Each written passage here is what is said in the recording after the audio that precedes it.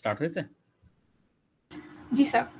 ওকে, so আমরা কিন্তু এতদিন ধরে কোড স্মেল পড়ে আসছি যে আচ্ছা কোডের মধ্যে প্রবলেম থাকলে বা এটা স্মেলি কোড হলে আমরা সেটাকে বিভিন্নভাবে চেঞ্জ করার আবদার করছিলাম। সো এখন আমরা দেখব যে কি কি উপায়ে বা কি কি থাকলে পরে আমরা সেটাকে কোড স্মেলের মধ্যে ফেলছি। ফর এক্সাম্পল, প্রথমেই যেটা আসে কোড স্মেলের মধ্যে কি কি আসতে পারে যে ইনঅ্যাপ্রোপ্রিয়েট নেমিং, এটাও কিন্তু একটা কোড স্মেল। কিভাবে? দেখো, names given to variables and methods should be clear and meaningful. সাধারণত আমরা যখন কোনো একটা ভ্যারিয়েবল ডিক্লেয়ার করি, খুব ছোটবেলায় তোমরা যখন 110 করতে, তখন তোমাদেরকে বলা হতো না যে আপনারা একটা একটা লিটারের ভ্যারিয়েবল কেন দেন, পূর্ণ ভ্যারিয়েবল দেন, বোঝা যায় এমন ভ্যারিয়েবল দেন, বলতো কি বলতো না? Right or wrong? জি স্যার। তাই না? এ variable name should say exactly what it is. সেটা কি করছে এই জিনিসটা জানা কিন্তু খুব দরকার। ঠিক আছে? এই জন্য আমরা তোমাদেরকে বলতাম যে কখনো এ, ইন্ট বি, ইন্ট সি এভাবে লিখবে না। ইন্ট এইজ, ইন্ট হাইট এভাবে করে লেখাটা বেটার। সো এই যে আমরা এরকম শর্ট করে লিখি, এটাকে ওরা বলছে কোড স্মেল। যেমন প্রাইভেট স্ট্রিং এস। আচ্ছা, প্রাইভেট স্ট্রিং এস লেখা বেটার নাকি প্রাইভেট স্ট্রিং স্যালারি লেখা বেটার? কোনটা sounds good? Salary, right? Sir second one. Second one. এই জন্য ওরা বলছে যে এই inappropriate naming, private string S, এটা কিন্তু একটা ইনঅ্যাপ্রোপ্রিয়েট নেমিং। এক্ষেত্রেও কিন্তু এটাকে কোড স্মেল বলা যায় এবং আপনি এটাকে চেঞ্জ করবেন হচ্ছে পূর্ণ একটা নাম দিয়ে। সো এটা হচ্ছে একটা কোড স্মেল থেকে মানে কোড স্মেল থেকে নর্মালে নিয়ে আসা আর কি। ইনঅ্যাপ্রোপ্রিয়েট নেমিং বলে এগুলোকে। এখন শুধু কি ভ্যারিয়েবলই ইনঅ্যাপ্রোপ্রিয়েট নেমিং হতে পারে? মেথডের ক্ষেত্রে কি তা হয় না? কি মনে হয়? মেথড কি আমরা সবসময় খুব সুন্দর করে নাম দেই নাকি ওখানেও শর্টকাট চলে? স্যার শর্টকাট চলে, মেথড তারপরে function. Exactly. So A method should say exactly what it does. ভ্যারিয়েবলের ক্ষেত্রেও আমাদেরকে বোঝাতে হবে যে এটা অ্যাকচুয়ালি কি করে, মেথডের ক্ষেত্রেও আমাদেরকে কিন্তু বোঝাতে হবে এটা অ্যাকচুয়ালি কি করে। তখনই এটা কোড স্মেল থেকে সরে আসবে। সো আমরা দেখি ওরা কি বলছে, পাবলিক ডাবল ক্যালক, এবং তার ভিতরে ওরা ডাবল এস দিয়েছে, একটা single letter.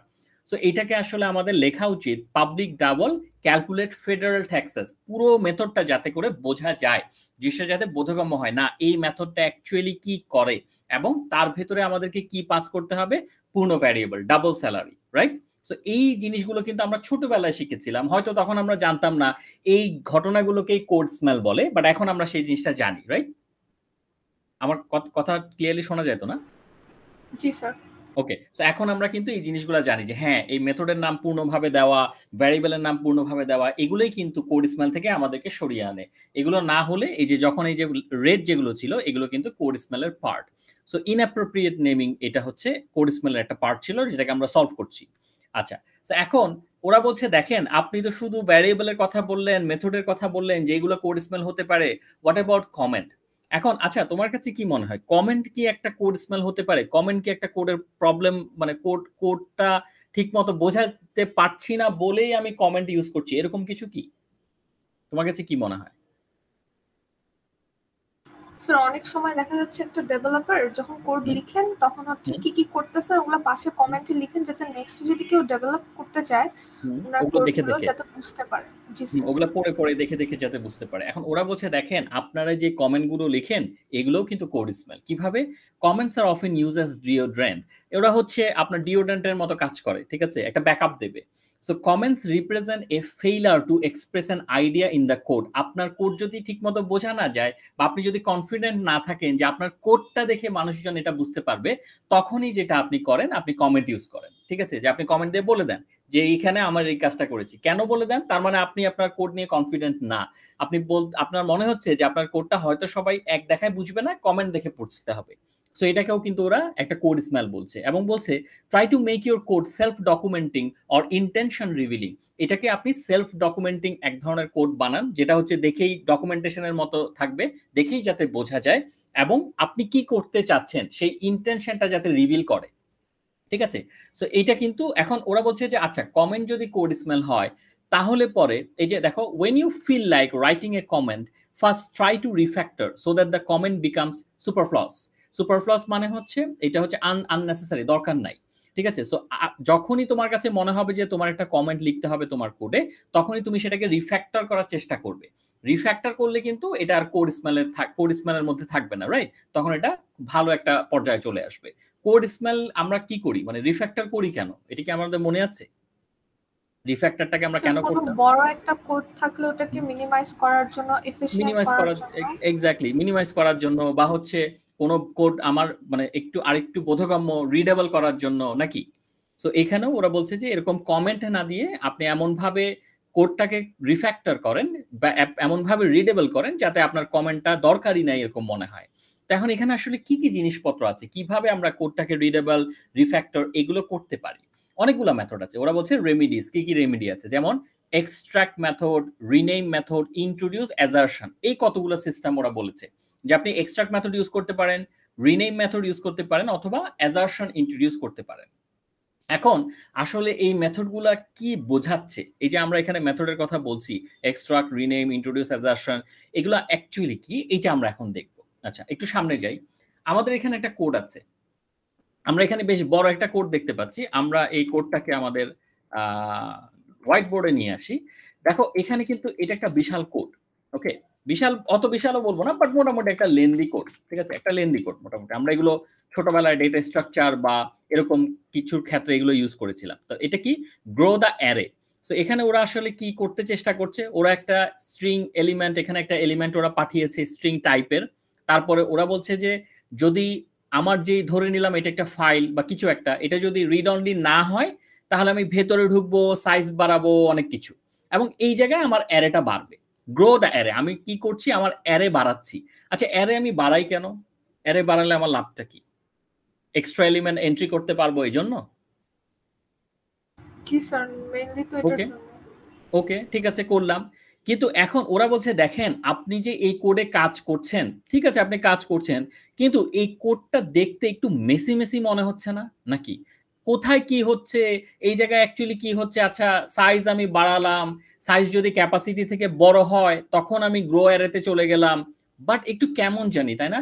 Grow the array, আবার আমি এখানে বলছি যে এখানে আমি গ্রো অ্যারে করছি, একটু দেখতে কি কেমন কেমন লাগছে না পুরোটা যখন আমি পড়বো?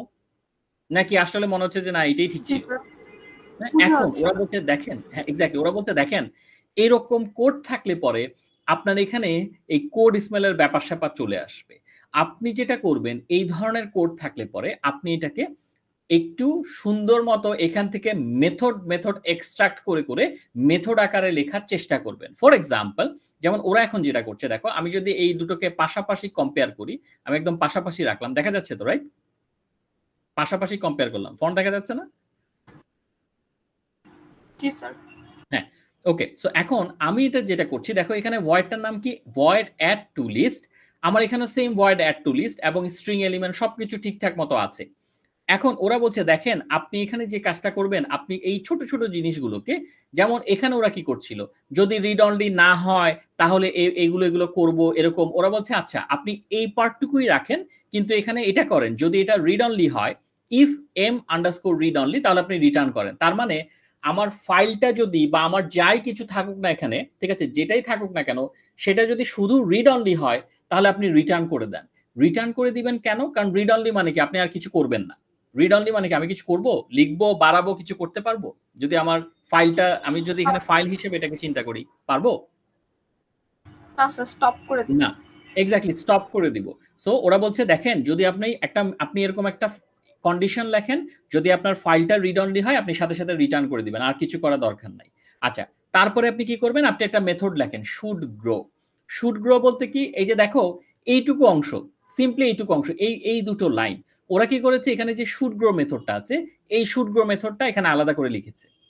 এখানে যা শুড গ্রো লিখেছে, কিন্তু মেথডের এক্সপ্লেনেশনটা আলাদা একটা ব্লকে দিয়েছে। কি বলছে, প্রাইভেট বুলিয়ান শুড গ্রো, এবং এখানে ওরা কি করছে দেখো, এই যে এই হুবহু সেম কাজটা আমি যে নীল রঙে দাগিয়েছি, এখানে ওরা এম আন্ডারস্কোর সাইজ প্লাস 1 করেছে, তার মানে সাইজের সাথে এক বাড়িয়ে সেটাকে নিউ সাইজ নামক একটা ভ্যারিয়েবলে রেখেছে। আমরা এখানে যে কাজটা করছি, তারপরে চেক করছি যে নিউ সাইজ যদি গেট ক্যাপাসিটি থেকে বড় হয় তাহলে হয়তো আমি অ্যারেটাকে গ্রো করব, ঠিক আছে। ওরা কিন্তু কন্ডিশনটা বলে দিয়েছে যে আমার নতুন সাইজ যদি ক্যাপাসিটি থেকে বড় হয় তাহলে আমি অ্যারেটাকে গ্রো করব। এখানে দেখো শুড গ্রো, এখানে কিন্তু হুবহু সেম কাজ হচ্ছে। দেখো এম আন্ডারস্কোর সাইজ প্লাস 1, এখানেও কিন্তু এম আন্ডারস্কোর সাইজ প্লাস 1। পার্থক্য হচ্ছে আমি এটাকে একটা ভ্যারিয়েবলে নিয়েছিলাম, নিউ সাইজ নামক ভ্যারিয়েবলে, বাট এই জায়গায় কোনো ভ্যারিয়েবল নাই, রাইট নাকি? ডাইরেক্ট এটার এই কম্পারিজনটা জি হচ্ছে স্যার, এই ডিরেক্ট যে লিখে দিছি। এইখানে এই নিউ সাইজটার জায়গায় এই যে m_size বসানো, রাইট? আলাদাভাবে নেওয়া হয়নি, একবারে এটাকে বসিয়ে দিয়েছে, নাকি বোঝা যাচ্ছে এই জায়গাটা? জি স্যার, এখানে হচ্ছে ট্রু ফলস রিটার্ন করবে। হ্যাঁ, এক্স্যাক্টলি। সো যদি আমার সাইজ ক্যাপাসিটি থেকে বড় হয়, এই দুটো লাইনই কিন্তু এই দুটো লাইনকেই এক লাইনে করে এখানে একটা লাইন লিখে ওরা বলেছে দেখেন যদি আমার সাইজ ক্যাপাসিটি থেকে বড় হয় আইদার আমি বড় হবে না, এরকমই তো অ্যান্সার। সো হয় ট্রু পাবো অথবা ফলস পাবো। সো ট্রু পেলে আমার এই জায়গায় ট্রু চলে যাবে, দেন আমি একটা গ্রো মেথড কল করব। তাহলে গ্রো মেথডে কি থাকবে বলতো? এইটা দিয়ে যদি আমি শুড গ্রো মেথড বানাই তাহলে গ্রো মেথডের ভিতরে কি থাকবে বলতো? এই পুরোটার মধ্যে কটুক অংশ থাকবে। স্যার অ্যারে সাইজটাকে আমরা বাড়াবো, এক্স্যাক্টলি, ওই যে গ্রো এই অ্যারে যে গ্রো এটা দেয় বুঝেছি। দেখো, এক্স্যাক্টলি। দেখো এবার আমি এটাকে এই পাশে নিয়ে যাই, এই দেখো এই যে হচ্ছে গ্রো, এই যে দেখো প্রাইভেট ভয়েড গ্রো। এই যে গ্রো এর মধ্যে দেখো তো এই যে আমি নীল দাগ দিয়ে যা দাগালাম শুধু সেটা গেল না, এই যে এতটুকু, নাকি right or G wrong? Sir. এতটুকু গেল না? তার মানে দেখো আমি কি করছি, আমি আসলে পুরো কোডটা হুবহু আগের মতো, কোনো পার্থক্য নাই। আগে যে কোডটা লিখেছিলাম হুবহু সেই কোডটাই লিখেছি, কিন্তু মেথডে মেথডে ভাগ করে দিয়েছি। তারপরে স্টোর এলিমেন্ট দেখো আমি কি বলছি, আচ্ছা গ্রো তো করলেন, এখানে তো গ্রো বাড়ালেন, কিন্তু লাস্টে একটা লাইন ছিল না, এই যে এলিমেন্টস এর ভেতরে এম সাইজ প্লাস প্লাস হবে, এলিমেন্টটা এখানে আসবে, এই যে দেখো এই যে এই যে লাস্টের এই লাইনটাকে আমি আলাদা একটা মেথডে লিখেছি, স্টোর এলিমেন্ট। দেখতে পাচ্ছ? তার মানে আমি আসলে টোটাল কি করলাম, আমি পুরো কোডটাকে, কোডের কোনো কিছু চেঞ্জ না করে, কোডের বিহেভিয়ার চেঞ্জ না করে ইন্টারনাল স্ট্রাকচার চেঞ্জ করে ফেললাম না, নাকি? জি স্যার, আউটপুট সেম থাকবে।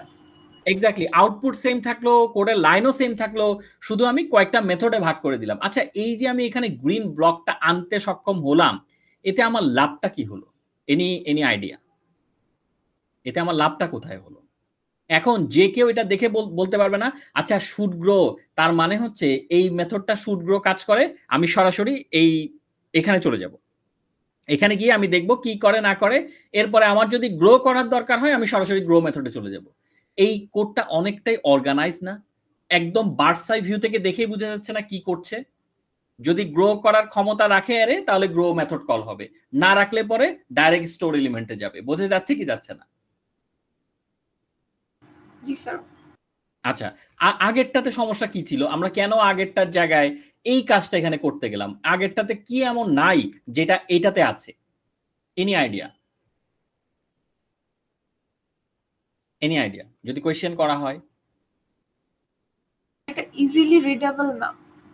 এক্স্যাক্টলি, ইজিলি রিডেবল না, এটা কিন্তু কমপ্লেক্স। মানে কমপ্লেক্স বলতে কি আমাকে প্রথমে বুঝতে হবে আচ্ছা এখানে কি হচ্ছে না হচ্ছে, এখানে ভেতরে কি হচ্ছে না হচ্ছে, লাস্ট লাইনে কি হচ্ছে, কিন্তু এই জায়গায় কিন্তু মেথডের নাম দেখেই সুন্দর মতো আমি পড়তে পারবো যে আচ্ছা এই কাজটা হলে এই কাজটা হবে, একদম সুন্দর মতো ইজিলি রিডেবল। ঠিক আছে, জাস্ট হচ্ছে কয়েকটা মেথডে ভাগ ভাগ করে দিতে হচ্ছে। সো এইটাই কিন্তু আমি এরকম একটা মেসি কোড থেকে একটা সুন্দর কনস্ট্রাকশনে নিয়ে যেতে পারি, রিফ্যাক্টর করে, without changing the external behaviour. এইটুক নিয়ে কোনো কনফিউশন? না স্যার। ওকে, নেক্সট ওয়ান। এখানে ওরা বলছে দেখেন আপনি বলছেন যে আপনি কি করবেন, কোড স্মেল গুলোকে আপনি মানে রিমুভ করবেন। সো এখানে কি কি টেকনিক বলেছিলেন আপনি? এই যে এক্সট্রাক্ট মেথড বলেছেন, এরপর আসলো রিনেম মেথড, এরপর আসবে অ্যাজারশন।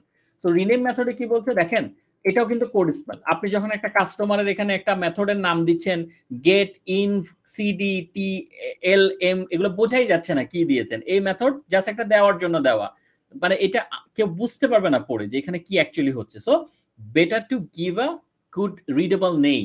সো আপনি যেটা করবেন, আপনি একটা কাস্টমার যদি আপনার ক্লাস থাকে সেখানে আপনি একটা মেথডের নাম দেন গেট ইনভয়েসেবল ক্রেডিট লিমিট, যেটা দেখে অ্যাকচুয়ালি বোঝা যায় যে আচ্ছা কাস্টমারের এই মেথডটা অ্যাকচুয়ালি কি পারফর্ম করবে। সো এটাও কিন্তু ওরা বলছে এইভাবেও আপনি কোড স্মেলকে ইরাডিকেট করতে পারেন, এইভাবে আপনি এটাকে দূর করতে পারেন। আচ্ছা এরপরে আমরা কি দেখছি, আরেকটা এক্সট্রাক্ট মেথড দেখি। যেমন ওরা বলছে দেখেন ভয়েড প্রিন্ট ওনিং, এখানে একটা অ্যামাউন্ট দেওয়া আছে ডাবল টাইপের, ঠিক আছে, মানে ফ্লোটিং এ আসবে আর কি। এরপরে প্রিন্টিং ব্যানার নামক একটা ফাংশন ওরা দিয়েছে, এরপরে ওরা একটা কমেন্ট দিয়েছে। আচ্ছা আমরা তো একটু আগে এক্সট্রাক্ট মেথড দেখে আসলাম কিভাবে জিনিসটাকে সুন্দর মতো অর্গানাইজ করে, তুমি কি বলতে পারবে এইটাকে আমরা কিভাবে সাজানো দরকার ছিল, এই কমেন্টটাকে কিভাবে আমাদের কি করা দরকার ছিল, যদি কোনো আইডিয়া দিতে পারো? প্রিন্ট আরেকটা ব্যানার মেথড দেখতে পাচ্ছি রাইট? না স্যার। হ্যাঁ, আরেকটা মেথড লাগতো না এই দুইটা লাইনের জন্য সিস্টেমে? Exactly, very good. সো আমরা দেখি এখানে কি হচ্ছে, প্রিন্ট ওনিং, এখানে যে ডাবল অ্যামাউন্ট গেল, প্রিন্ট ব্যানার, আগে যেখানে প্রিন্ট ডিটেলস কমেন্টে দিতাম, আমি কিন্তু এখানে একটা সুন্দর মতো একটা মেথড ইউজ করেছি প্রিন্ট ডিটেলস নামে, যার ভেতরে আমি অ্যামাউন্ট পাস করছি, রাইট? এই যে প্রিন্ট ডিটেলস, ঠিক আছে, যার ভেতরে আমি অ্যামাউন্ট পাস করছি।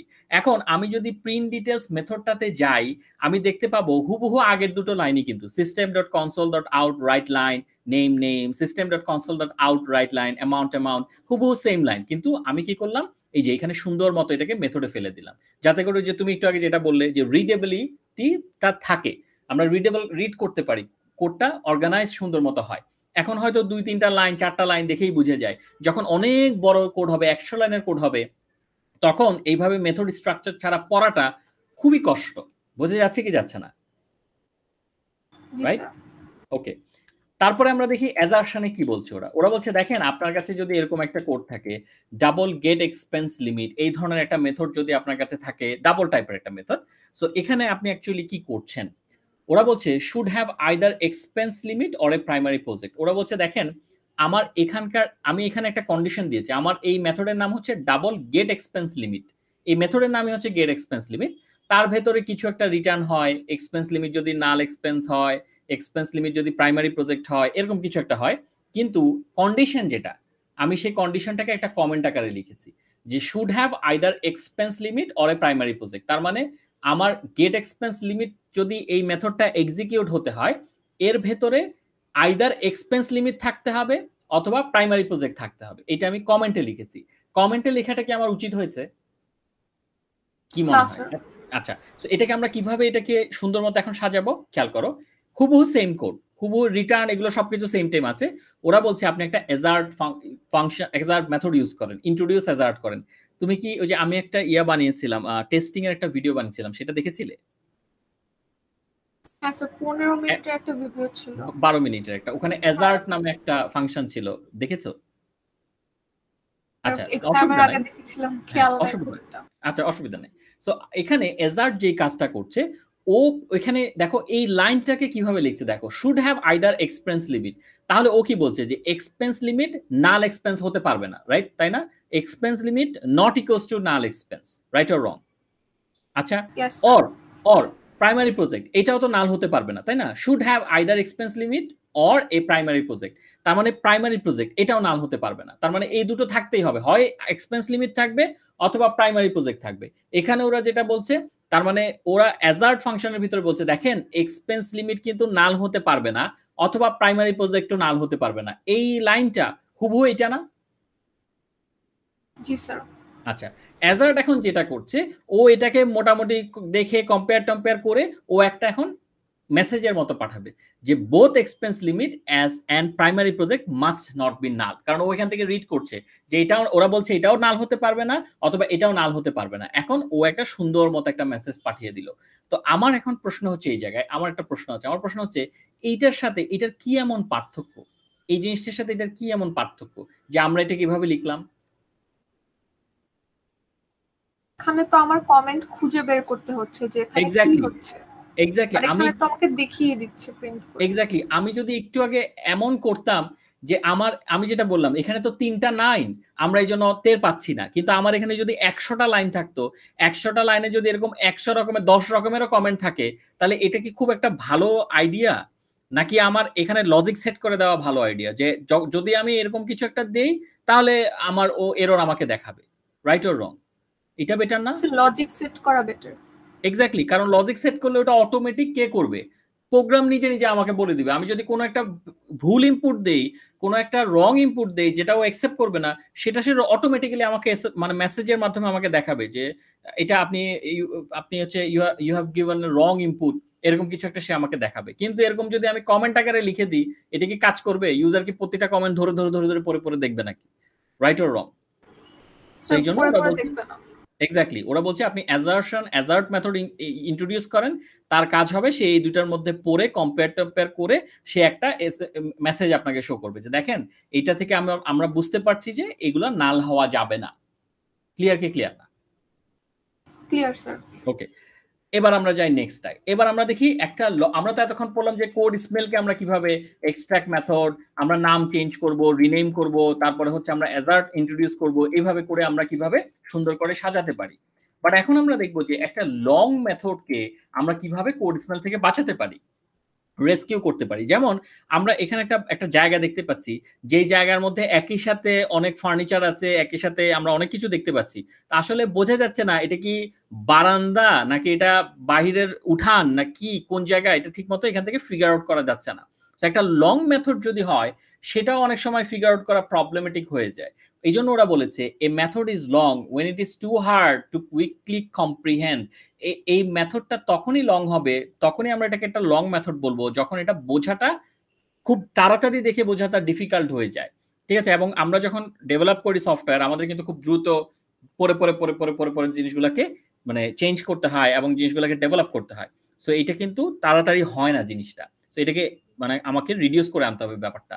Long methods tend to hide behaviour that ought to be shared which leads to duplicate code in other methods or classes। এই লং মেথডগুলোর কারণেই দেখা যায় যে আমরা পুরো জিনিসটা সবসময় হয়তো পড়ে আসতে পারি না বা কোনো কিছু মিস হয়ে যায় এবং একই কাজ আমরা আরেকটা মেথডে দুইবার করে রাখি, কারণ অনেক বড় মেথড তো কোনটা যে মিস হয়ে গেছে সেটা বলতে পারি না, এবং ওই একই জিনিস আমি আরেকটা ক্লাসের ভিতরে অথবা আরেকটা মেথডে আমি ওইটা লিখে দিয়ে আসি, এই জন্য ডুপ্লিকেসিটা চলে আসে। অনেক সময় আমরা বলি না যে কোড ডুপ্লিকেট হয়েছে, রিডান্ডেন্সি হয়েছে।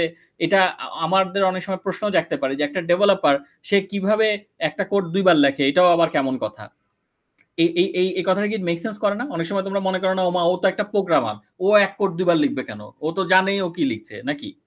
Right or wrong? স্যার অনেক সময় তো হচ্ছে ডিভাইড করে করে কাজগুলোকে ভাগ করে নেয়, তখন হয়তো খেয়াল থাকে না যে কাজটা উনি আগেও করে আসছেন। অথবা ও না করুক, অথবা মানে জিনিসটা যদি অনেক বড় থাকে তাহলে তো, বা আরেকজনের কোড যদি সে রিড করে যেটা অনেক বড়, তাহলে তো মিস হয়ে যাওয়া একটা পোর্শন মিস হওয়া কি, এটা আমরা তো হিউম্যান বিং নাকি? সো এটা তো খুব একটা নর্মাল একটা বিষয়। সো ওরা বলছে এই জন্য আপনি চেষ্টা করবেন মেথডটাকে খুব বড় না বানাতে। আচ্ছা, good object oriented code is easiest to understand and maintain with shorter methods with good names। so আপনি যখনই অবজেক্ট ওরিয়েন্টেড প্রোগ্রামিং করবেন আপনি যেটা করবেন যে আপনি শর্ট মেথড ইউজ করবেন, ভালো ভালো নাম ইউজ করবেন। এটা করলে আপনার কোডটা দেখতে অ্যাস্থেটিক হবে। ঠিক আছে, সো আমরা দেখি কি কিভাবে এক্সট্রাক্ট মেথড আমরা আগেই দেখে এসেছি। আচ্ছা, এখন কয়েকটা নতুন জিনিস এসেছে, কি কি এগুলো আমরা এখন পড়বো। আমি এখান থেকে পড়ছি না কারণ একটা একটা করে আমরা পরবর্তীতে যাচ্ছি। So replace temp with query. ওরা এখন বলছে যে আচ্ছা, রিপ্লেস টেম্প উইথ কোয়েরির আগে একটা জিনিস আমরা দেখে আসি। ওরা এখন একটা জিনিস বলছে, দেখো লং মেথডের ক্ষেত্রে এটা একটা এক্সাম্পল ওরা দিয়েছে। যেমন আমি একটা মেথডের সাহায্যে, এই যে private string two string helper, এর সাহায্যে আমি একটা এইচটিএমএল ট্যাগ জেনারেট করব। কি নেম, জ্যানেট জনসন নেম, এটা আমি জেনারেট করব। সো আমি একটু এটাকে এভাবে দেখাই। আচ্ছা, এটা বোধহয় একটা ইমেজ। সো আমরা এটাকে এরকম একটু ডিলিট করে এখানে আনি। তো এখানে আমরা নেম রাখলাম, ভালো কথা। আর এরপরে আমরা আনবো হচ্ছে Janet Johnson. So JANNET, Janet Johnson. Okay, এরপরে আমরা হচ্ছে এখানে আনলাম হচ্ছে নেম। আচ্ছা, তো এখন ওরা বলছে দেখেন আপনার যদি এরকম ইচ্ছা থাকে যে আপনি এখানে একটা রেজাল্ট পাঠালেন, ঠিক আছে, এবং রেজাল্টের সাথে আপনি কি অ্যাপেন্ড করছেন। আচ্ছা, এই ইয়াটা কি দেখা যায়? এই যে এখানে যে লেখাটা আছে এই লেখাটা কি দেখা যায়? এই যে রেজাল্ট অ্যাপেন্ড করছে এই লেখাটাকে ছোট লাগে না দেখা যায়? স্যার মোটামুটি দেখা যাচ্ছে। আচ্ছা, ওকে। সো ওরা বলছে যে ওরা এখানে যে কাজটা বলছে যে দেখেন আপনি এখানে রেজাল্টটা পাঠালেন, রেজাল্টের সাথে আপনি প্রথমে অ্যাপেন্ড করলেন কি এই চিহ্ন। আচ্ছা, এইচটিএমএলটাকে আমরা কি এরকম সাইন অ্যাপেন্ড করি না নাকি? রাইট? এইচটিএমএল এর ক্ষেত্রে বুঝি নাই। মানে স্যার আমরা যে টাইপ দিচ্ছি যে নেম স্টার্টিং এটা দিয়ে বুঝাচ্ছি, তারপর স্ল্যাশ দিয়ে আবার নেম এন্ডিং বুঝাচ্ছি। এক্স্যাক্টলি। সো এটা দিয়ে তোমরা কি বুঝাচ্ছ? এটা দিয়ে যদি স্টার্টিং বুঝাও, এক্স্যাক্টলি এন্ডিং বুঝাচ্ছ। সো এখন ওরা বলছে এই ধরনের জিনিসটাই যদি আমরা করতে যাই তাহলে আমরা কি করি, আমরা রেজাল্ট একটা পাঠাই, সেই রেজাল্টের সাথে ধরলাম আমরা অ্যাপেন্ড করছি এই জিনিসটা, প্রথম এই সাইন, তারপরে আমরা অ্যাপেন্ড করছি নেম, ধরে নিলাম এখানে নেম স্ট্রিং আকারে আছে, ধরে নিলাম, ঠিক আছে, নেম। তারপরে আবার কি করছি, আমরা অ্যাপেন্ড করছি এই সাইনটা, এই যে এই সাইনটা, তারপরে আমরা অ্যাপেন্ড করছি নাম, ঠিক আছে। আবার একদম লাস্টে গিয়ে আমরা কি অ্যাপেন্ড করছি, একদম লাস্টে গিয়ে এই যে এই এন্ডিং সাইন, এই যে ফ্রন্ট স্ল্যাশ, এখানে ফ্রন্ট স্ল্যাশ দিলাম, তারপরে আবার নেম দিলাম, তারপরে আবার এই সাইন দিলাম। সো এটা একটা লং মেথড, রাইট? এটা একটা বড় মেথড। এখন এইখানের মাঝখানে আরো অনেক কিছু লেখা থাকতে পারে না? এই যে ইফ ভ্যালু নট ইকুয়ালস, ঠিক আছে, রেজাল্ট ডট অ্যাপেন্ড ভ্যালু, এখানে আরো অনেক লাইন লেখা থাকতে পারে না নাকি? হ্যাঁ স্যার। এটা হ্যাঁ এক্স্যাক্টলি, এটা তো আরো নিচে হতে পারতো, এখানে তো আরো অনেক লাইন লেখা থাকতে পারতো। এখন ওরা বলছে দেখেন এই ধরনের লং মেথড একটা প্রবলেম আছে। তো এখন এখন অনেকে জিজ্ঞেস করে যে কি প্রবলেম, এটাতে অসুবিধা কোথায়? ওরা বলে দেখেন আপনি যদি এখন এখানে নেমের জায়গায় এরকম কিছু লিখতে যান যে এই জায়গা এটা হবে এইচ, এখানে হবে হয়তো 60 আমি কারো বা 40 আমি কারো বয়স ক্যালকুলেট করছি, এখানে আপনি লিখবেন হচ্ছে ফর এক্সাম্পল এন্ডিং এইচ, ভালো কথা আপনি লিখলেন। এখন আপনি হুবহু এই এটা দেখা যায় এইচ 40H আপনি পুরো জিনিসটাকে চেঞ্জ করলেন, চেঞ্জ করে এটা এখন এটা এই জায়গায় এটা বসাবেন। এখন প্রবলেমটা হচ্ছে আপনি যখন এখানে এই একই জায়গায় আপনি যখন এই জিনিসটাকে রিপ্লেস করবেন তখন কি করতে হবে? তখন আপনাকে এই এই আবার এই পুরো মেথডের ভিতরে এই সাইন দিতে হবে। নেম কি আমি আবার দিতে পারবো? আমি কি নেম চাচ্ছি না এইজ চাচ্ছি এখন? না স্যার, এইজ। এইজ, তাহলে আমাকে এখানে আবার এইজ লিখতে হবে, আবার আমাকে কি করতে হবে এখানে এই সাইনটা বসাতে হবে, ঠিক আছে? এই সাইন না হয় বসালাম, ভালো কথা, বা আমি এই সাইনের জায়গায় অন্য সাইনে বসাতে পারি, ঠিক আছে? আমি জাস্ট বলছি আর কি। তারপরে আমি যখন এন্ডিংটা আবার ক্যালকুলেট করব, মাঝখানের জিনিসগুলো না হয় চেঞ্জ করলাম, যা করার করলাম, আবার যখন এন্ডিংটা নিয়ে কাজ করব আবার আমাকে খুঁজতে হবে না এন্ডিংটা কোথায় নাকি? একটা এখন যদি মেথডটা অনেক বড় মেথড থাকে তাহলে আমাকে প্রত্যেকটা বা লাইন প্রত্যেকটা জিনিস এখানে আমি তো স্টার্টিং আর এন্ডিং দিয়ে একটা এক্সাম্পল বুঝাচ্ছি, অনেক কেসেসই তো হতে পারে, জাস্ট একটা এন্ডিং এর কথাই বলি। তা আমাকে এখন কি করতে হচ্ছে? আমাকে এখন খুঁজতে হচ্ছে যে এই এন্ডিং কই, এন্ডিং কই, এখানে এন্ডিং কই, নিচে গিয়ে দেখলাম এন্ডিং আছে, অনেক পরে গিয়ে দেখলাম এন্ডিং আছে, তো আমাকে এরকম ম্যানুয়ালি খুঁজে খুঁজে দেখতে হচ্ছে না নাকি? তো এই মেথডটা যদি আরো অনেক বড় হতো, 200 লাইন পরে যদি এন্ডিং থাকতো, আমাকে স্ক্রল করে করে করে করে করে করে গিয়ে গিয়ে গিয়ে অনেক নিচে গিয়ে ম্যানুয়ালি খুঁজে খুঁজে বের করতে হচ্ছে। এইটা is it a good approach? Time consuming, time consuming plus ছুটেও তো যেতে পারে অনেক কিছু। আমি তো এখানে একটা সিম্পল চেঞ্জ বললাম, আমি বললাম যে আচ্ছা নেমের জায়গায় এইচ দিব, এই নামের জায়গায় এটা দিব। এখন ভেতরে তো সবসময় যে সিম্পল চেঞ্জ থাকবে এমন নাও হতে পারে, কমপ্লেক্স চেঞ্জও হতে পারে। তখন কি এত বড় একটা মেথডের মাঝখানে খুঁজে খুঁজে চোখ দিয়ে দেখে দেখে করাটা খুব ভালো অ্যাপ্রোচ? না স্যার। তাহলে আমাদেরকে কি করতে হবে?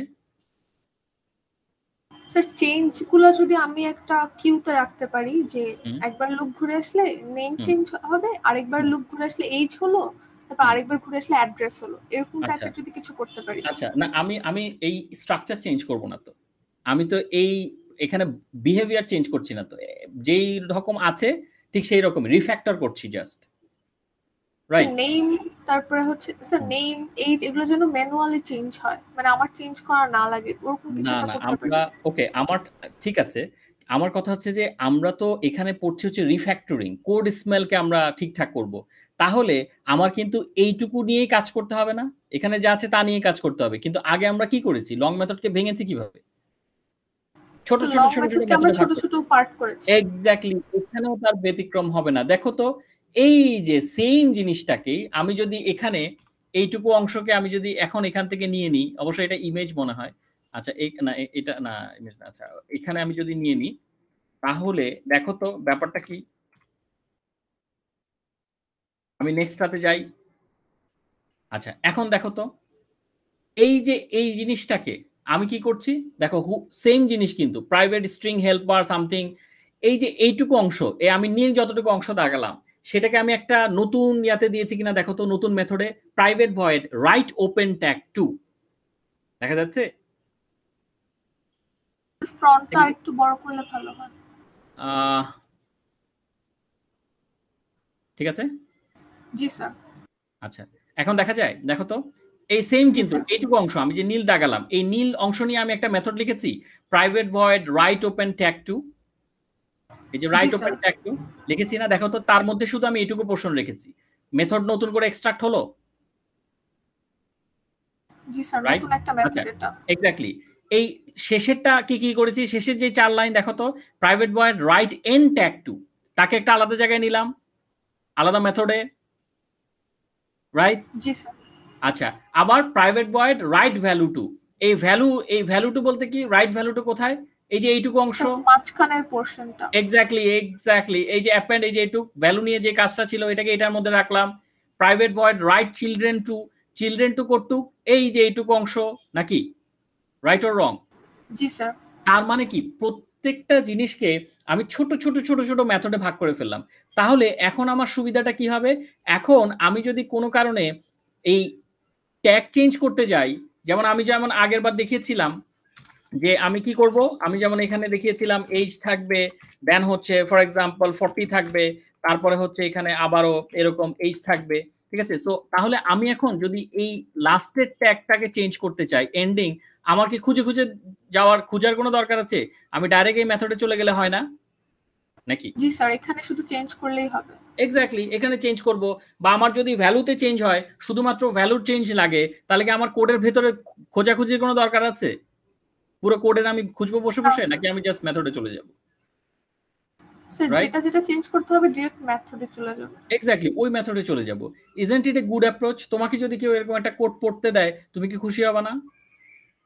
জি স্যার। নাকি এরকম কিছু একটা দিলে মেসি কোড, এত বড় কোড, সেটা খুশি হবে পড়তে? কিছু বোঝা যায় এগুলো দেখে? না স্যার। ঠিক আছে, সো এইটা হচ্ছে বেটার অ্যাপ্রোচ। তুমি যখন এইভাবে করে কোড করবে, প্রত্যেকটা জিনিস আলাদা আলাদা করে মেথড করে অর্গানাইজ করে করবে, কোডটা বার্ডস আই ভিউ থেকে দেখেই কিন্তু বোঝা যাবে খুব সুন্দরভাবে যে আচ্ছা এটা ওপেন ট্যাগের জন্য, এটা এখানে এন্ডিং ট্যাগের জন্য একটা কিছু আছে, তো যেই জায়গায় চেঞ্জ করতে হবে আমি সরাসরি ওই মেথডে গিয়ে ওই মেথডটাকে অ্যানালাইসিস করব। ঠিক আছে?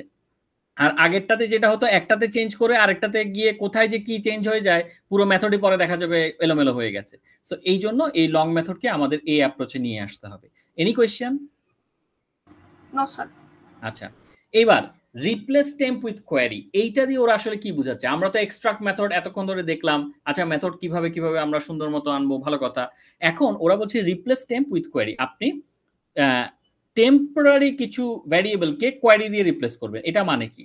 দেখো, আমি যদি প্রথম মেথডটার দিকে তাকাই, তাহলে এখানে আমরা কি দেখতে পাচ্ছি, ডাবল বেস প্রাইস এই নামে একটা ভ্যারিয়েবল আছে, যেখানে কি হয়, কোয়ান্টিটির সাথে আইটেম প্রাইস গুণ হয়।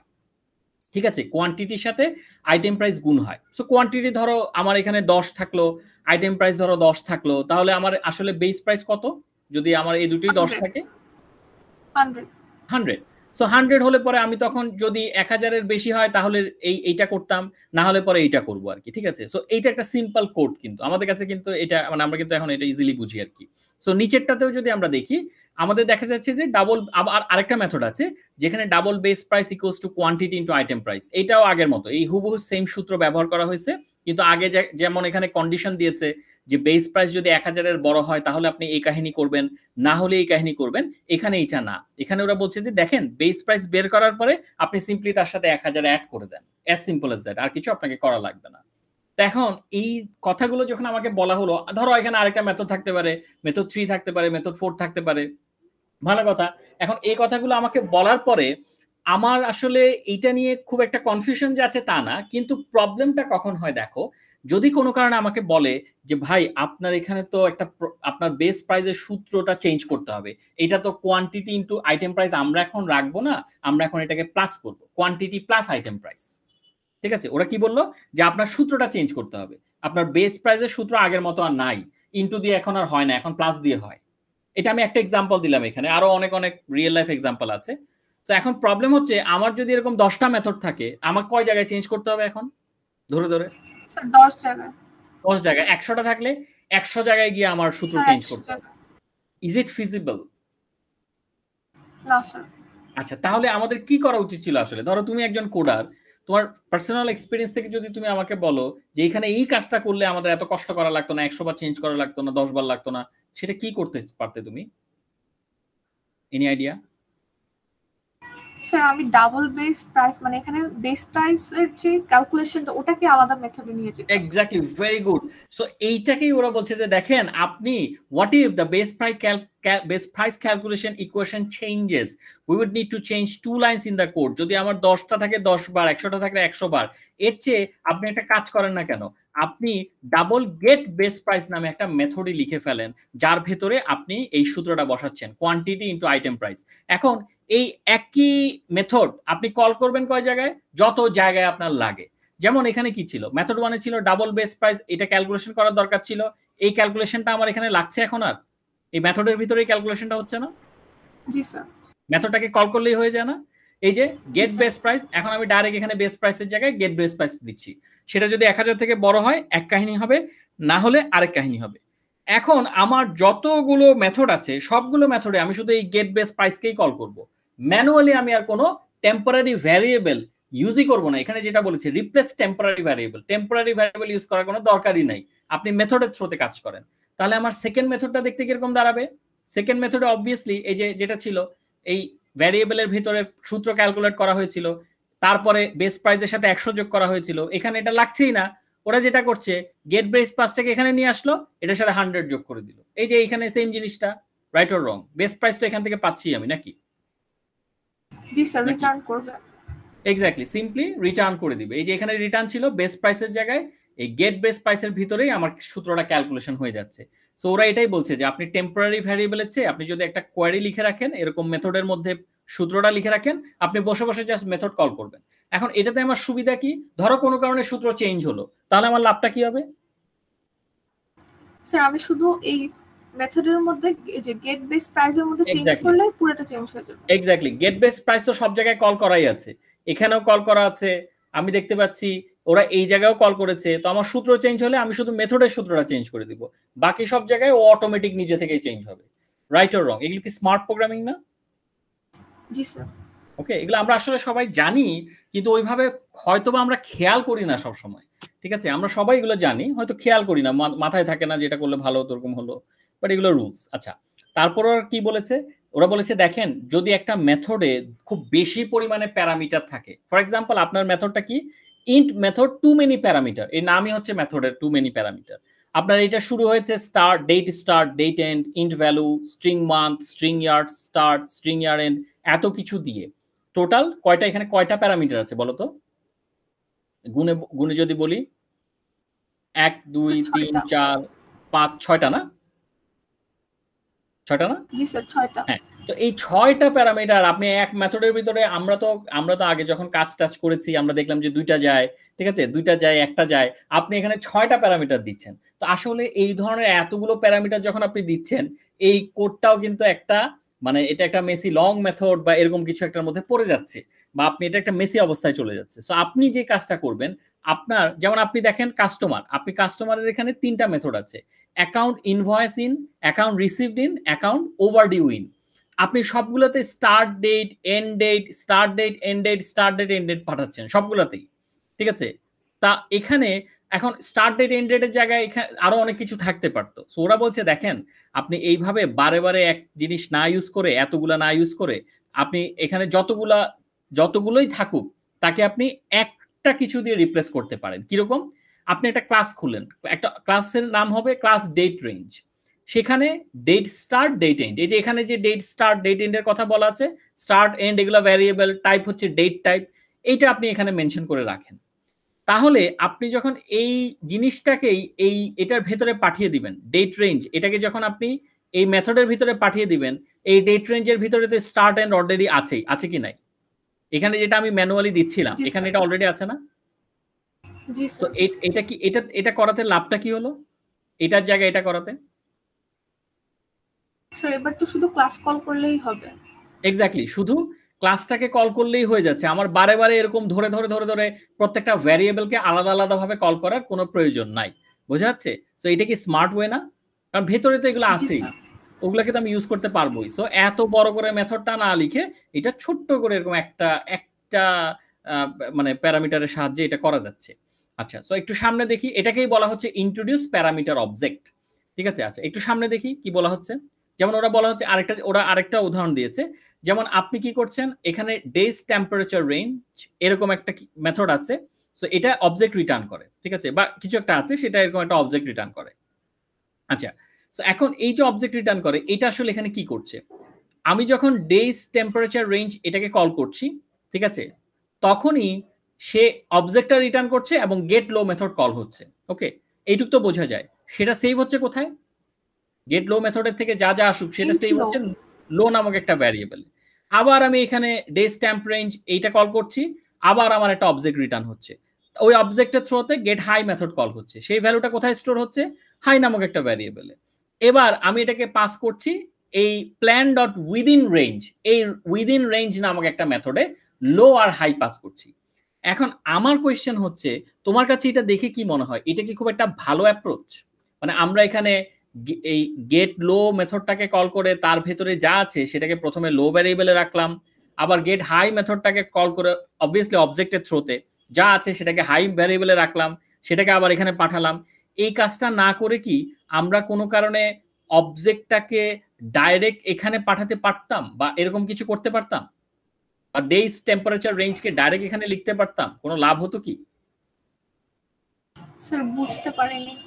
ওকে, এবার আমি আবারও বলি, মনে করো আমরা এখানে কি করছি, ডেজ টেম্পারেচার রেঞ্জের এটাকে কল করলেই ডেজ টেম্পারেচার রেঞ্জ, একে কল করলেই অবজেক্ট পাবো, রাইট? অবজেক্ট পাবো নাকি? একটু তো শিওর। জি স্যার, একটা অবজেক্ট রিটার্ন করব। অবজেক্ট রিটার্ন হবে। অবজেক্ট রিটার্ন হলে আমার এখানে লাভটা কি? আমি এখানে কি কল করতে পারবো? স্যার গেট লো মেথডটা কল করতে পারবো ওই অবজেক্ট দিয়ে। ওই অবজেক্টের গেট লো মেথডটা কল করতে পারবো এবং সেখান থেকে আমি একটা ভ্যালু পাবো, সেই ভ্যালুটাকে লো একটা ভ্যারিয়েবলে রাখবো, রাইট? জি স্যার। আচ্ছা, আবার সেম ভাবে আবার আমি ডেজ টেম্পারেচার রেঞ্জ এটাকে কল করব, আবার আমি অবজেক্ট পাবো, ওই অবজেক্টটা দিয়ে গেট হাই মেথড কল করব ওই অবজেক্টের, তাহলে আমি একটা কিছু পাবো, একটা ভ্যালু পাবো, সেটাকে হাই ভ্যারিয়েবলে রাখবো নাকি? জি স্যার। রাইট। আচ্ছা, তো এইবার লো ভ্যারিয়েবল আর হাই ভ্যারিয়েবলকে আমি হচ্ছে এই উইদিন রেঞ্জ মেথডের মধ্যে পাঠালাম। উইদিন রেঞ্জ, ভালো কথা, এই মেথডের মধ্যে পাঠালাম। এখন আমার প্রশ্ন হচ্ছে এইটাকে আমি এখন কিভাবে রিফ্যাক্টর করব, বা এটাকে আমি এখন কিভাবে ওই যে আমরা যা করছিলাম এতক্ষণ এই মেসি না করে কিভাবে একটা কিছু পাঠাতে পারি? আগেরবার যেমন কি পাঠিয়েছিলাম, পুরো ক্লাস পাঠিয়েছিলাম, এখন কি পুরো অবজেক্ট পাঠাবো? এরকম পাঠানো যাবে পুরো অবজেক্ট? কি মনে হয়? আচ্ছা, আমরা দেখি। ওরা বলছে দেখেন, আপনি এখানে যেরকম লো ভ্যারিয়েবল হাই ভ্যারিয়েবল পাঠাচ্ছিলেন, তার জায়গায় আপনি যদি পুরো অবজেক্টটা পাঠান তাহলেই তো হয়। কেন? অবজেক্টের ভিতরে এই মেথডগুলো আছে কি নাই? আছে কি নাই? জি স্যার আছে। আছে না? অবজেক্টের ভিতরে এই যে রিটার্ন সাম অবজেক্ট, ওই অবজেক্টটা দিয়েই তো গেট লো মেথড কল হচ্ছে, ওই অবজেক্টটা দিয়েই তো গেট হাই মেথড কল হচ্ছে। সো এগুলোকে আবার আলাদা করে ভ্যারিয়েবলে নেওয়ার কোনো দরকার আছে? না স্যার, এখানে কল করা যায় না, উইদিন রেঞ্জের ভিতরেই কল করা যায়। এক্স্যাক্টলি, আপনি উইদিন রেঞ্জের ভিতরেই এটা পাঠিয়ে দেন। সো ডেজ টেম্প রেঞ্জ যখন আপনি উইদিন রেঞ্জের ভিতরে কল করছেন, তখনই আপনি একটা অবজেক্ট পাবেন। তো এই অবজেক্টটা আগে যেটা করছিল গেট লো কল করছিল, সেটা কি এর ভেতরে করতে পারবে না? মানে এখানে যদি আমি এখন অবজেক্টটা পাঠাই, ওই অবজেক্টটা দিয়ে কি এখানে ভেতরে কাজ করা যাবে না? যাবে স্যার। যাবে না? সো এইটা তাহলে কি, দেখো তো অনেকখানি এই দুটা লাইন কমে আসলো না? এই দুটা লাইনে স্টোর করছিলাম, জাস্ট স্টোর না করে ডাইরেক্ট পাঠিয়ে দিব, এইটা অবজেক্টে ডাইরেক্ট পাঠিয়ে দিব। আগে অবজেক্ট দিয়ে মেথড কল করে স্টোর করছিলাম, এখন অবজেক্টটাই ডাইরেক্ট পাঠিয়ে দিচ্ছি। কোনো অসুবিধা আছে তাতে, নাকি চেঞ্জ হয়ে যাবে স্ট্রাকচার? না স্যার, স্ট্রাকচার মানে আউটপুট চেঞ্জ হবে না। এক্স্যাক্টলি। সো এটা হচ্ছে প্রিজার্ভ হোল অবজেক্ট। ওরা এটাকে বলছে, আপনি দেখেন লং মেথড টেথড এগুলোকে যদি আপনি ঠিকঠাক করতে হয়, আপনি এখানে এইভাবে অবজেক্টটাকে প্রিজার্ভ করে রাখতে পারেন। আচ্ছা, ডিকম্পোজ কন্ডিশনাল। ডিকম্পোজ কন্ডিশনাল বলতে ওরা কি বলছে? আচ্ছা, ডিকম্পোজ কন্ডিশনাল, এখন একটা জিনিস খেয়াল করো, এটা তো ছিল হোল অবজেক্ট প্রিজার্ভ, এটা তো ছিল প্যারামিটার ইন্ট্রোডিউস প্যারামিটার অবজেক্টের ভেতরে আমরা এই যে দেখালাম কিভাবে প্যারামিটারে এখানে পাঠাতে হয়, এখানেও যেটা করলাম প্যারামিটারের জায়গায় এটা পাঠালাম। এখন এই জিনিসটা কি চেনা চেনা লাগে? ডিকম্পোজ কন্ডিশনাল জিনিসটাকে আমরা কাহিনী করছি, এটা কোথাও দেখেছো বলে মনে পড়ে? হ্যাঁ স্যার, আগে একটা কোডে দেখেছিলাম। এক্স্যাক্টলি ওই সেম কোডটা না? ওই যে আমি বলেছিলাম সামারের আগে কি থাকে, সামারের পরে কি থাকে, মনে পড়ে? হ্যাঁ স্যার, খুঁজে বের করতে হচ্ছিল কোনটা অ্যানসার হবে, সামার হবে নাকি উইন্টার হবে। এক্স্যাক্টলি, সামার হবে নাকি উইন্টার হবে, এটা কিন্তু আমাদের ইফ কন্ডিশন, মানে আমাদেরকে দেখে দেখে বের করতে হচ্ছিল। কিন্তু আমরা যদি এই জায়গায় একটা নর্মাল মেথড দিয়ে দেই যে একটা ডেট পাঠাবো, সেটা যদি সামার না হয় তাহলে উইন্টার চার্জ অ্যাপ্লাই হবে। সামার না মানে কি এখন উইন্টার চলে। এই পুরো মেসি কোডটাকে ওরা কি বানিয়েছে দেখো, এই ইফ কন্ডিশনটাকে ওরা একটা মেথড এখানে দিয়েছে, দেখেন নট সামার নামে একটা মেথড লেখা আছে। আপনি একটা ডেট পাঠাবেন, সেটা যদি, আচ্ছা এই আমি যদি একটা ডেট পাঠাই, নট সামার মেথডটা কি করতে পারে, any idea? So true false return করবে। এক্স্যাক্টলি, একটা ডেট পাঠালাম, সে ওই ডেটটা দেখে হয় ট্রু না হয় ফলস পাঠালো। আচ্ছা, যদি ফলস পাঠায় তার মানে কি, এটা কি নট সামার? যদি এখানে যদি ফলস পাই আমি, তার মানে কি এটা কি উইন্টার না সামার? সো দুইটা ফলস ট্রু হয়ে যাবে। কোথায় কেমনে? নট সামার মানে নট হ্যাঁ নট সামার এটা আচ্ছা যদি ট্রু হয়, যদি ফলস না বলি আচ্ছা নরমাল রাখি, ট্রু হয় যদি তখন তার মানে সামার না উইন্টার। উইন্টার, তাহলে আমি কি এই যে উইন্টারের চার্জে যাব না? জি স্যার। রাইট? আচ্ছা যদি এক্স্যাক্টলি, সো আমি উইন্টারের চার্জে যাচ্ছি। সো ওরা খুব সিম্পল করে দিয়েছে, দেখেন আপনি এখানে সামারের আগের ওরা কিন্তু সামার স্টার্টের আগের ডেট বলছে, date dot before summer start, তার মানে কি এটাও winter, right? Date after summer end, তার মানে সামারের শেষেও উইন্টার অথবা সামারের আগেও উইন্টার। এই কথাটাকে আমি দেখো কত সুন্দর করে বললাম না, যে দেখেন যদি নট সামার ট্রু হয়, আপনি সামারের আগে সামারের পরে এত কিছু না দিয়ে আপনি জাস্ট নট সামার একটা মেথড তৈরি করেন যেটা ট্রু ফলস বলবে। সো যদি নট সামার ট্রু হয়, সামার না হয়, তাহলে আপনি উইন্টারে যাবেন। এইটা সহজ নাকি এইটা সহজ? উপরেরটা না নিচেরটা? স্যার সেকেন্ডটা, মানে নিচেরটা। সেকেন্ডটা, এক্স্যাক্টলি। তারপরে আপনি চার্জে quantity into winter rate plus winter service charge একবারে সবকিছু করে দিচ্ছেন। এর থেকে উইন্টার চার্জ নামে একটা আলাদা মেথড তৈরি করেন, সামার চার্জ নামে একটা আলাদা মেথড তৈরি করেন, যাতে করে দেখেই বোঝা যায় যে কোনটা কি হলে কোন চার্জে যাব। ওই যে আমরা প্রথমে যে এক্সট্রাক্ট মেথড পড়ে আসলাম হুবহু ওইটাই, যে সুন্দর একটা কোডকে আপনি মেথড দিয়ে দিয়ে ছোট ছোট করে ভাগ করে দেন যাতে রিডেবিলিটিটা বাড়ে। এটাই হচ্ছে ডিকম্পোজ কন্ডিশনাল। বোঝা যাচ্ছে? জি স্যার। আচ্ছা, কন্ডিশনাল আর কি, যে you have a complicated conditional statement. আচ্ছা, এটাকে আমি ডিকম্পোজ করব কিভাবে, এটাই ওরা এখানে বলেছে। আচ্ছা, লাস্টে কন্ডিশনাল কমপ্লেক্সিটির একটা বড় এক্সাম্পল ওরা দিয়েছে। ওরা বলেছে দেখেন এখানে খুব বিশাল একটা কোড আছে, আপনি যেটা করতে পারেন এই কন্ডিশনগুলোকে আপনি চাইলে পরে একটা আলাদা মেথড ক্রিয়েট করতে পারেন। আসলে কি কথা সত্য? আমি কি এই condition, second condition, third condition এগুলোকে আলাদা আলাদা মেথডে নিয়ে ওই মেথড থেকে ট্রু ফলস রিটার্ন করে কাজ করতে পারি? পসিবল এটা করা? পসিবল আসলেই? মানে এই ইফটা এত বড় এটা থাকবেই না এখানে। হ্যাঁ অনেক বেশি যদি পসিবল। থাকে। আচ্ছা তোমার কাছে কি মনে হয়, এটা আমাদের লাস্ট স্লাইড, এই পুরো কাহিনীগুলো করার পরে আমরা যদি এইটাকে মেথড দিয়ে দিয়ে রিপ্লেস করে ফেলি এক্সট্রাক্ট মেথডের থ্রোতে, তাহলে কি জিনিসটা ভালো নাকি এটা দেখতে ভালোই লাগতেছে? এটা অনেকটাই ম্যানুয়াল টাইপের না, মানে কি মানে একদম কেমন জানি, রাইট? হালখাতার মতো লিখে লিখে রাখা নাকি? ডিটেলসে করা, কিন্তু মানে is it a good approach? মানে এটা তোমাকে এটা ভালো অ্যাপ্রোচ নাকি ওই যে আমরা এইভাবে করলে পরে এই রকম ভাবে করলে পরে ভালো অ্যাপ্রোচ? কোনটা মানে অনেস্টলি কোনটা ভালো লাগে? স্যার আমি যদি আলাদা আলাদা করে করি তাহলেই ভালো, কারণ স্যার এটা আমি হট করে দেখে বুঝতে পারছি না যেখানে কি কাজ হচ্ছে। এক্স্যাক্টলি, খুবই মানে হঠাৎ করে দেখলে খুবই মেসি লাগে, রাইট? আবার আমি অনেক কিছু মিস্টেকও করে ফেলতে পারি, হয়তো এখানে not equals to is coffee powder sufficient আছে, আমি এই নটটা খেয়ালই করলাম না, রাইট অর রং? তাই না? কিন্তু এটাকে স্পেসিফিক ভাবে যখন আমি আলাদা করে কেটে নিয়ে যাব আরেকটা জায়গায় লিখবো, আমার কিন্তু চোখে পড়বে যে কোন কোন জায়গায় কি হবে। এখানে কিন্তু খুব মেসি অবস্থায় আছে, এখানে তো অল্প ছোট কোড, কিন্তু বিশাল কোড হলে পরে আমরা তখন আসলেই প্রবলেম ফেস করি। সো বোঝা যাচ্ছে যে আমরা আসলে কেন মানে এইগুলো নিয়ে কোনো কনফিউশন আছে যে কেন আমরা মেথডটাকে এক্সট্রাক্ট করছি, কেন আমরা অন্য কিছু দিচ্ছি, লং মেথডকে কিভাবে চেঞ্জ করছি, এনি কনফিউশন? না স্যার। আচ্ছা, তাহলে আমি রেকর্ডটা অফ করি। Stop recording, stop.